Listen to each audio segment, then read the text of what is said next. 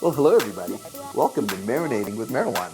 Better cooking with blend, better basting with blend, seasoning sessions, special superior flavor time, Flavor Town. Today for the art of seasoning. No, I'm here to show you how to use Spicewalla blends to elevate your cooking to a whole different level. Everybody thinks of blends as a shortcut. I think of them as essential flavor that makes my life easy. Here I'm a chef with, 8 restaurants, and I just want to cook with blends at home because that's how easy it is and that's how good they are. If you take a look at the ingredients that go in our blends, we've essentially taken 7, 8, 9, 10 sometimes premium spices and put them together in a flavor bomb that will blow your mind. Wow. So for dinner today, I'm going to show you how easy it is to make broccolini with one of my favorite blends, my everything bagel blend. Actually, I should call it my everything blend because I literally want to put it in everything. And we're going to make some salmon also with, let's go with Piri. So I'm going to show how easy it is to do this broccolini. All we need is some high quality olive oil. Just give a generous drizzle, jostle of your favorite olive oil. Use a nice high quality olive oil because you're going to taste it and you want it to taste good. We're going to hit this next with some salt, a little bit of pepper, and now a secret weapon. If you don't already have it, get yourself some aged balsamic vinegar and drizzle that on generously. There we go. Going to give it a little bit more. There we go. Aged balsamic just has lots of flavor notes. It's just not just vinegary. It's actually got a lot of sweetness because of the aging process where some of the liquid evaporates and it becomes a little bit thicker and juicier. The last and most complicated part of this whole process, everything bagel seasoning. What is everything bagel seasoning? Well, it's the stuff that comes in our everything bagel, right? Poppy seed, sesame seed, and a whole bunch of stuff. But we've discovered, and the world has discovered, that this is amazing on, avocado toast, grilled vegetables, sprinkled over dips, added with cream cheese, added to schmears. I mean, you can pretty much do anything you want with this.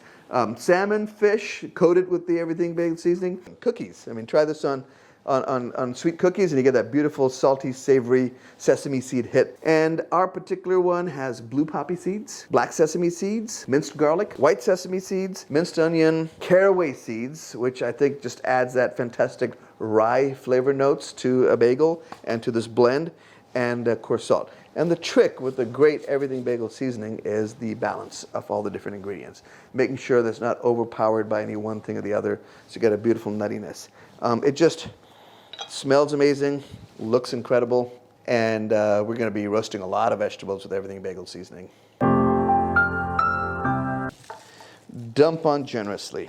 A lot of times people get really sort of apprehensive with using too much spice.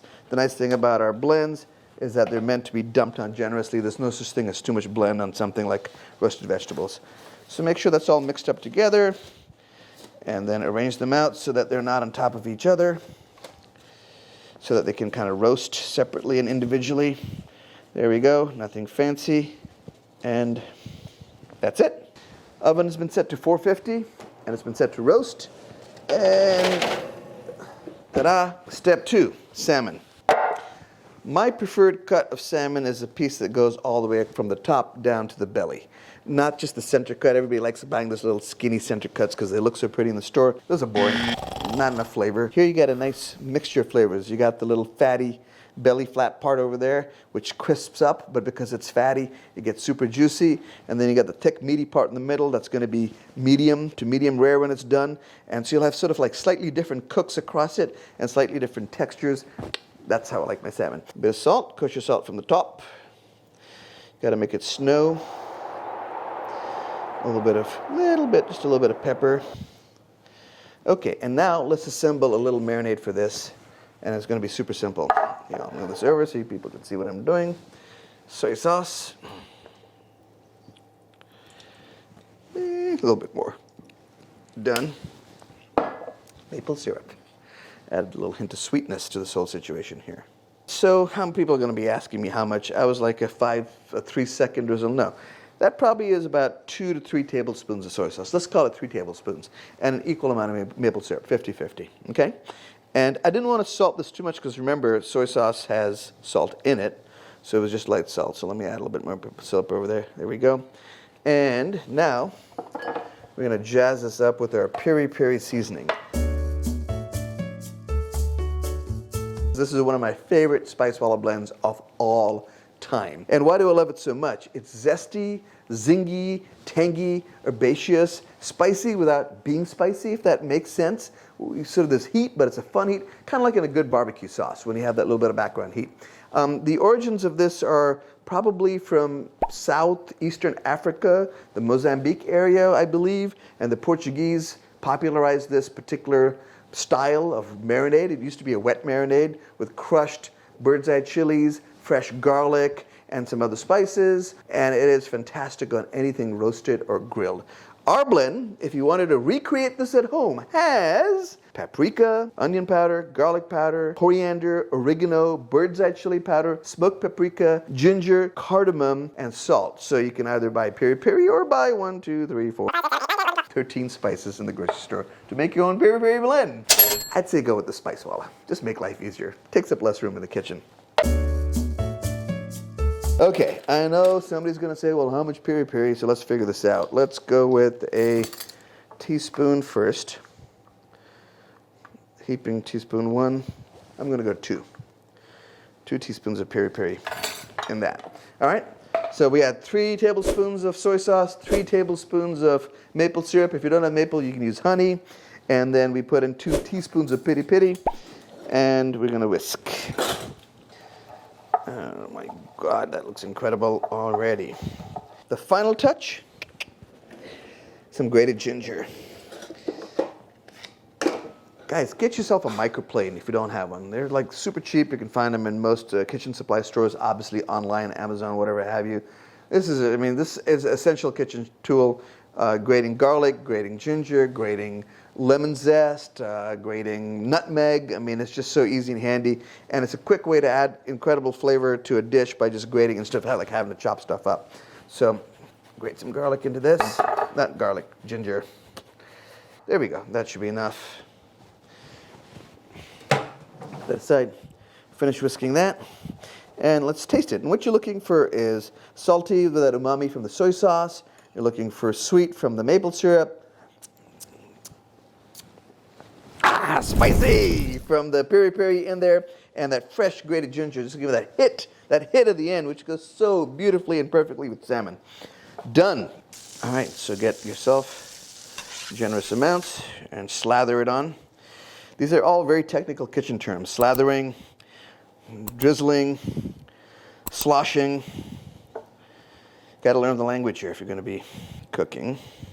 All right, I mean, just look at that. You can already see this is going to look amazing. It smells great. And one of the great things about a really nice marinade or dressing, if it smells amazing and tastes amazing raw, it's going to be even more delicious in there. All right, and we are done. Now here's a final little trick that I do. We want to spray the parchment paper with some olive oil so the skin doesn't stick to it. And it is possible to get nice crispy skin with the salmon when we throw it in the oven. So my spray is not spraying. There it goes.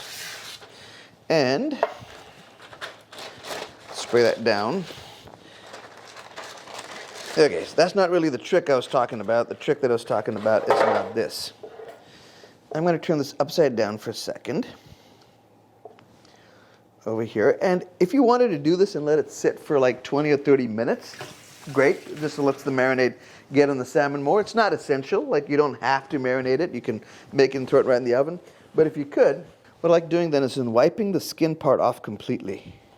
Get it nice and dry. And the reason we want it nice and dry is so that it crisps up. If it's wet, it's going to be soggy and it won't crisp up. And this also makes a huge difference if you're grilling. We all hate it when you throw this in the grill and then the skin gets stuck to the grill and then you're trying to scrape it off and little bits of skin are all over the grill and the whole thing just turns into a disaster. This little technique here works great for releasing it both from parchment paper in the oven and from the grill, because this dish will also go beautifully when grilled. So, what's the little trick that we're going to do? I'm going to add a little bit of olive oil to the skin side now. Drizzle it on. Drizzle it on. Rub it in. Delicately. And here is my little secret. I like putting salt on the skin side. A lot of it, as you can tell. And here's what I found. That combination of olive oil and salt on the skin side helps it not stick to the grill. I don't know why or what the science behind it is, and I don't know if I discovered it accidentally, but whether I'm cooking in a pan, cooking in the oven, sauteing in a pan, or doing in the grill, that little thing of making sure the skin is dry, oiled, and salted, guaranteed does not stick. So now carefully lift it up. Get it on here. Oops, we're trying to avoid any marinade actually on the pan. And then put this part in here. And, the part that came off over here, we can just get it back on again. So if you had it sitting sort of skin side up in a pan and some of the marinade got left in the pan, just rebrush it back onto the salmon. Done. In the oven too. Broccolini's been already in there for probably about 5 or 10 minutes.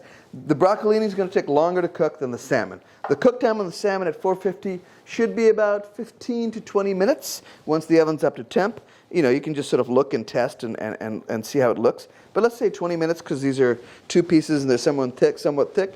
And the broccolini would probably be about 30 minutes. Let's put it in. Oh yeah, broccolini is already going well. And take a look, see how beautiful it is. Sizzling.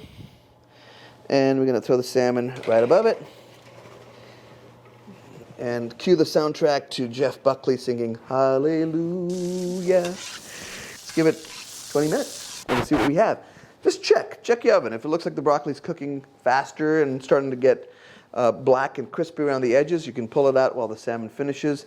I mean, this is the art of cooking. It is an art, not just a science. And it takes experience of just putting stuff in the oven and knowing what it looks like, play with it, experiment with it. I can't give you a exact to-the-minute cook time on anything in an oven, on a grill, because all these things run at different temperatures. And you have different thicknesses, and you have different amounts, and your broccoli could be thicker or thinner, your salmon could be a big piece or small piece. So you got to start trusting your senses and your judgment and knowing what things look like. So if I said, oh, it's got to cook for 20 minutes, but you look at it and the broccoli just kind of looks like not crispy or charred or blackened on the outside, then leave it in for a few more minutes. All right, so our salmon is probably halfway done. We're probably 8-10 minutes in the cook time, and I want to take the salmon to even one more 11, to quote Spinal Tap. We want this thing at 11. I'm going to hit it with some crushed pink peppercorn right on top before it finishes. Mortar and pestle. If you don't have one already in your house, I mean, seriously, people, seriously, you call yourself a spice connoisseur and you don't have a mortar and pestle in the house. But in case you don't, there's another mortar and pestle that's very effective. It's called the frying pan. In fact, I'm going to show you the frying pan technique. Let's do that. 1 piece of paper towel. This works with coarse spices, obviously not with fine spices. You put some peppercorns over there. Fold this over, nice and flat, and give it a whack. The best part of cooking today. Done. The bell tolls 3 times, the pan must smack 3 times. Open it up, and you've got crushed peppercorns. Ooh, this is so cool. All right, I don't know if you guys can see the little damp spots in there. That's the oil that got released by crushing. So people ask, why roast and why crush? So you can release the oils inside, which is where all the flavor is. Without the oils inside, this is going to taste like sawdust. But with the, so it's release some of the oils, and that's what we do by crushing. We're going to sprinkle on the salmon. Oh yeah, we caught it perfectly timed. Let's put this bad boy right over here. Hit it with our crushed peppercorns on the top. That will just give it all kinds of citrusy, peppery notes that will blend beautifully with everything else. And yeah, that's enough. Back in the old oven. For the wrap party. In case you're wondering, what does the broccolini look like?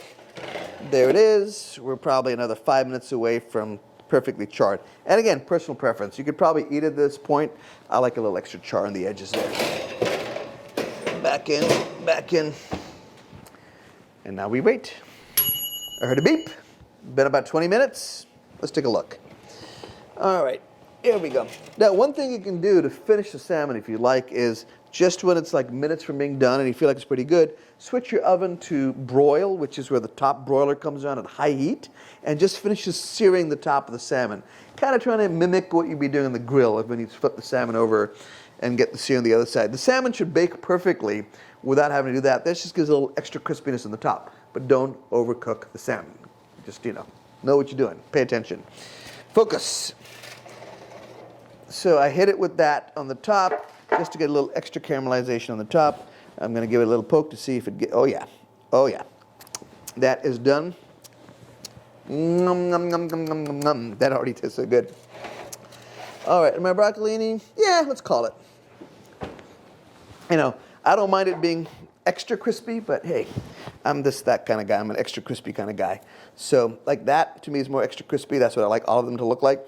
But one man's extra crispy could be another man's charred. So we'll just leave it at this. All right. What should we do? Let's just make sure that the broccolini is all mixed together well. And sort of mop up all the little bits of caramelized vinegar on the bottom. And here's the nice part about this, is like if you taste them, like, oh, it could use a little more salt. Add a little more salt. Oh, it could use a little bit more acid. Well, that beautiful aged balsamic that I hope you ran out and bought now that you've been inspired by me, does a little bit of extra over the top and you got it. You know, or it's a little dry, a little olive oil will fix it. This is what I love about oven, sheet pan, one-step cooking. You can modify after the fact also. You haven't ruined the dish. Okay, that's in, done. I'm gonna, yeah, I think I can put that in my mouth.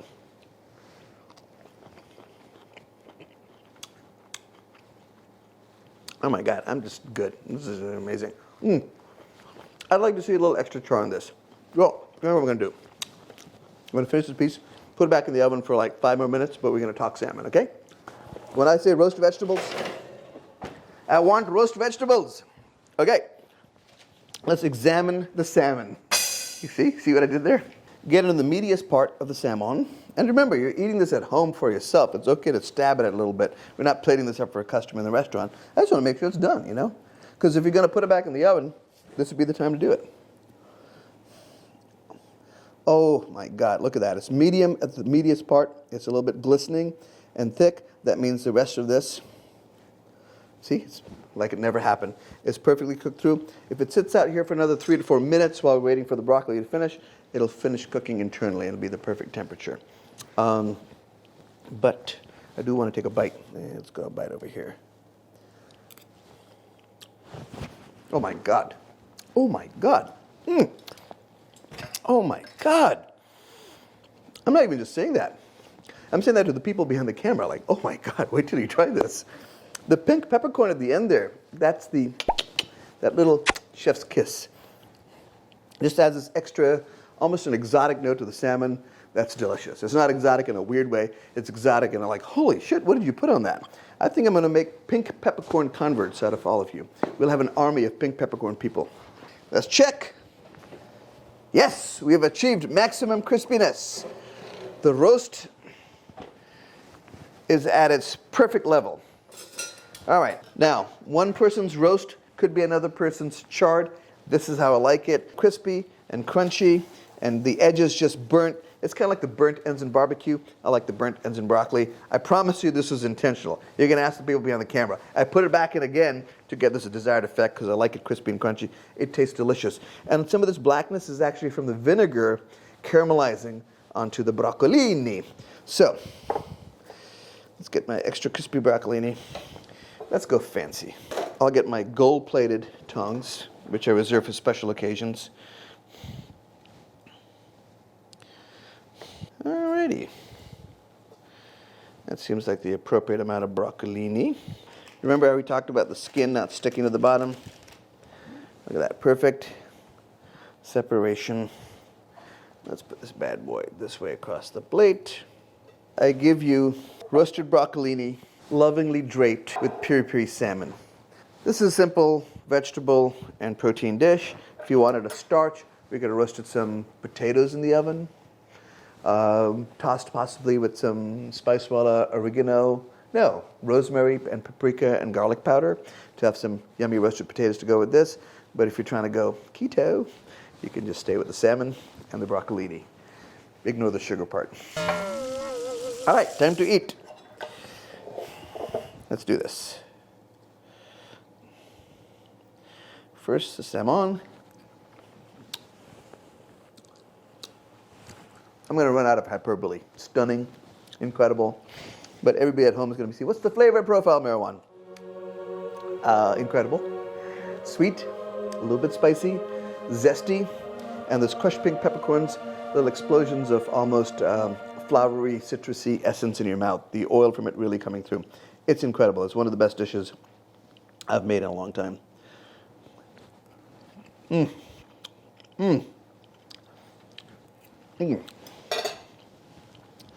ourselves a little crunchy piece of broccolini over here.